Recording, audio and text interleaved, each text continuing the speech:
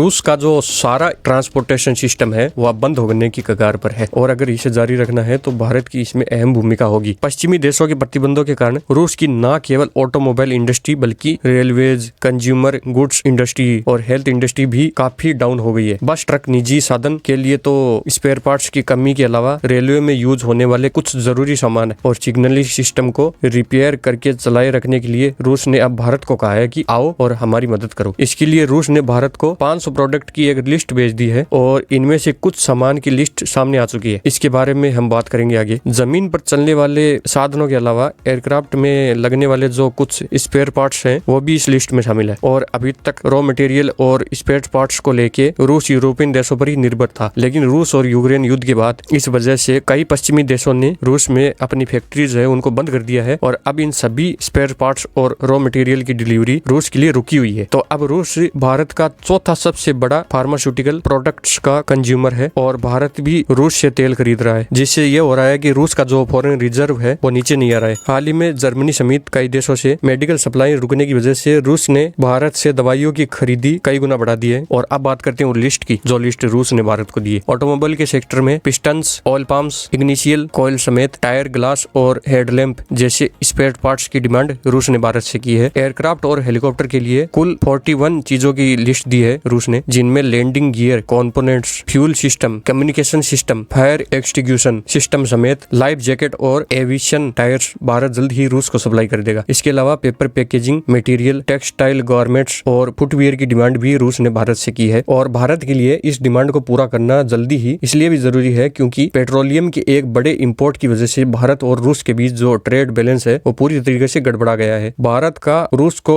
Export जहां 2.4 billion dollar से घटकर 1.9 बिलियन डॉलर हो गया है, वहीं इंपोर्ट की बात करें तो 6 बिलियन डॉलर से बढ़कर 29 बिलियन डॉलर हो चुका है अब तो। इसलिए इस लिस्ट के सामान से इस गैप को कुछ हद तक सही किया जा सकता है। अच्छी बात यह है कि भारतीय रेलवे में यूरोपियन स्टैंडर्ड्स को शामिल करने की वजह से रूस भारत पर और भी विश्वास करने लगा है। भारत की तरह रूस में भी इलेक्ट्रिक लोकोमोटिव के अलावा डीजल लोकोमोटिव अपनी सर्विसेज देते हैं। इन रूस द्वारा बनाई गई रोलिंग स्टॉक्स में फॉरेन स्पेयर पार्ट्स का एक बड़े लेवल पर यूज होता है। अब क्योंकि भारत ऐसे पार्ट्स कई वर्षों से बनाता आ रहा है, इसलिए आने वाले टाइम में रूस रेलवेज को चलाने में भारत की भूमिका अहम होने वाली है। वैसे चीन को भी रूस ने कुछ ऐसी लिस्ट भेजी है क्योंकि चीन भी रूस का एक अच्छा दोस्त है।